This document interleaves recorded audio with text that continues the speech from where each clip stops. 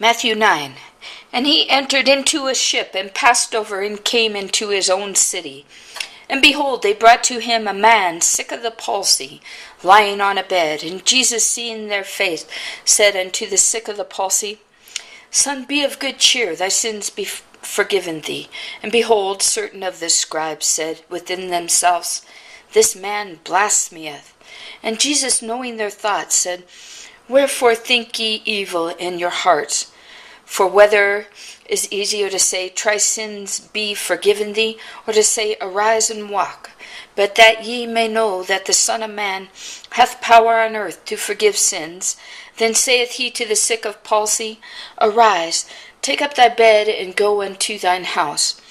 And he arose and departed to his house. But when the multitude saw it, they marveled, and glorified God, which had given such power unto men. And as Jesus passed forth from thence, he saw a man named Matthew sitting at the receipt of custom. And he saith unto him, Follow me. And he arose and followed him. And it came to pass, as Jesus sat at meat in the house, behold, many publicans and sinners came, and sat down with him and his disciples. And when the Pharisees saw it, they said unto his disciples, Why eateth your master with publicans and sinners? But when Jesus heard that, he said unto them, They that be whole need not a physician, but they that are sick. But go ye and learn what that meaneth. I will have mercy and not sacrifice, for I am not come to call the righteous, but sinners to repentance. Then came to him the disciples of John, saying, Why do we and the Pharisees fast oft, but thy disciples fast not? And Jesus said unto them, Can the children of the bride chamber mourn as long as the bridegroom is with them? But the days will come when the bridegroom shall be taken from them, and then shall they fast. No man putteth a piece of new cloth unto an old garment, for that which is put in to fill it taketh from the garment, and the rent is made worse. Neither do men put new wine into old bottles, else the bottles break, and the wine runneth out, and the bottles perish.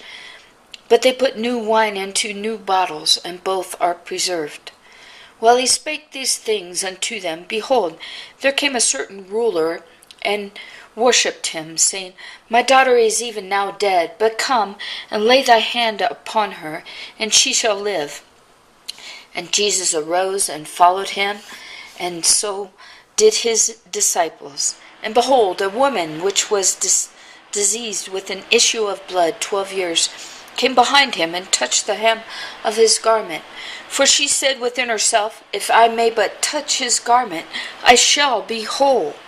But Jesus turned him about, and when he saw her, he said, Daughter, be of good comfort, thy faith hath made thee whole.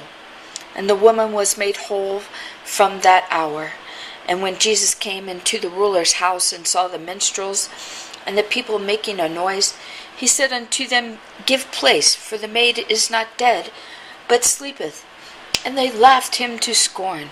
But when the people were put forth, he went in and took her by the hand, and the maid arose.